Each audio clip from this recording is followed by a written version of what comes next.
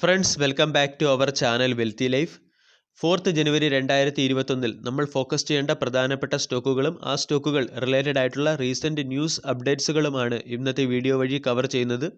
Wealthy life എന്ന channel നിങ്ങൾ ആദ്യമായാണ് വിസിറ്റ് ചെയ്യുന്നതെങ്കിൽ ചാനൽ ദയവായി സബ്സ്ക്രൈബ് ചെയ്യുക for getting instant stock recommendation and regular market updates.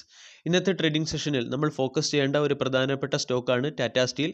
കാരണം ടാറ്റ സ്റ്റീൽ അതിൻ്റെ സബ്സിഡറി കമ്പനിയായിരുന്ന Jamshedpur continuous annealing and processing company private limited എന്ന കമ്പനിയിൽ ഹോൾഡ് ചെയ്തിരുന്ന 51% ഷെയറും അതുപോലെ തന്നെ Tata BlueScope steel private limited എന്ന കമ്പനിയിൽ ഹോൾഡ് ചെയ്തിരുന്ന 50% ഷെയറും TSDPL അഥവാ Tata steel downstream product limited എന്ന കമ്പനിയിലേക്ക് ട്രാൻസ്ഫർ ചെയ്യുകയാണ്.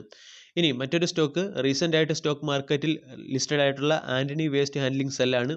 കാരണം ആൻ്റണി വേസ്റ്റ് ഹാൻഡ്ലിംഗ് സെല്ലിൻ്റെ ഒരു വലിയ ഇൻവെസ്റ്റർ ആയിട്ടുള്ള എഡിൽവേസ് ഫിൻവെസ്റ്റ് അതിൽ ഇൻവെസ്റ്റ് ചെയ്തിരുന്ന 2.51 ലക്ഷം സ്റ്റോക്കുകൾ ബൾക്ക് ഡീൽ വഴി സെയിൽ ചെയ്തു.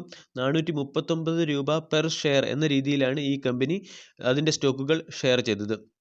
അതുപോലെ തന്നെ നമ്മൾ ഫോക്കസ് ചെയ്യേണ്ട മറ്റൊരു സ്റ്റോക്കാണ് BCPL റെയിൽവേ ഇൻഫ്രാസ്ട്രക്ചർ ലിമിറ്റഡ്.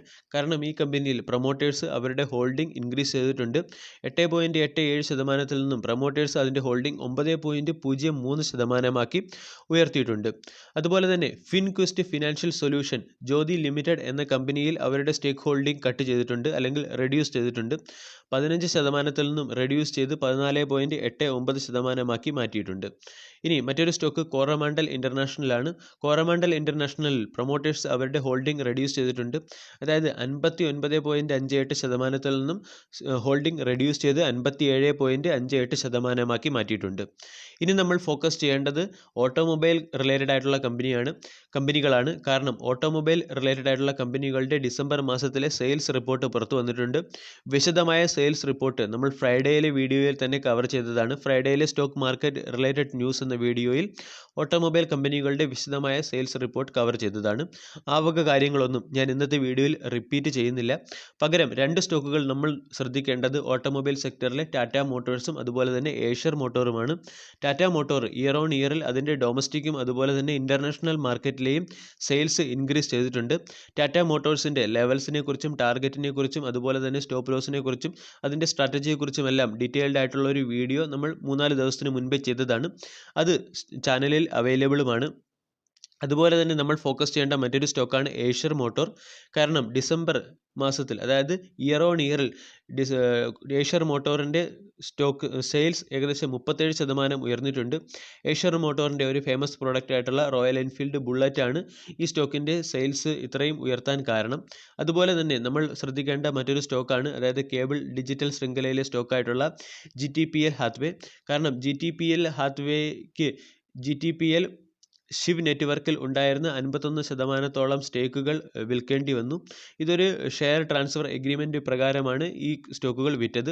അതുപോലെ തന്നെ PSU സെക്ടറിലെ 2 സ്റ്റോക്കുകളായ കോൾ ഇന്ത്യയിലും NMDCയിലും നമ്മൾ ഇന്നത്തെ ട്രേഡിംഗ് സെഷനിൽ ഫോക്കസ് ചെയ്യണം. കാരണം കോൾ ഇന്ത്യ അതിൻ്റെ പ്രൊഡക്ഷൻ 0.5% ഇയർ ഓൺ ഇയറിൽ വർദ്ധിച്ചതായിട്ട് റിപ്പോർട്ട് ചെയ്തിട്ടുണ്ട്. കോൾ ഇന്ത്യയുടെ പ്രൊഡക്ഷൻ ഇപ്പോൾ നോക്കുകയാണെങ്കിൽ 58 മില്യൺ ടണ്ണായി ഉയർത്തിയിട്ടുണ്ട്.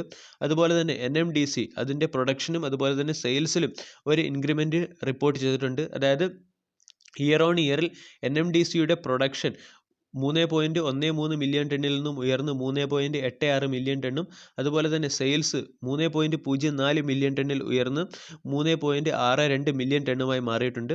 അതുപോലെ തന്നെ നമ്മൾ ഫോക്കസ് ചെയ്യേണ്ട മറ്റൊരു സ്റ്റോക്കാണ് ആരോ ഗ്രാനൈറ്റ് ഇൻഡസ്ട്രീസ് ലിമിറ്റഡ്. കാരണം ജനുവരി 18 മുതൽ ആരോ ഗ്രാനൈറ്റ് ഇൻഡസ്ട്രീസ് ലിമിറ്റഡ് തമിഴ്നാട്ടിലെ ഹൊസൂർ എന്ന് പറയുന്ന സ്ഥലത്തു നിന്നും അതിൻ്റെ പുതിയ പ്ലാന്റിൻ്റെ കൊമേഴ്സ്യൽ പ്രൊഡക്ഷൻ ആരംഭിക്കുകയാണ്. അതായത് കോഡ്സ് പ്രൊഡക്ഷൻ, ഈ പ്ലാന്റിൻ്റെ കോഡ്സ് പ്രൊഡക്ഷൻ കൂടുകയാണ്.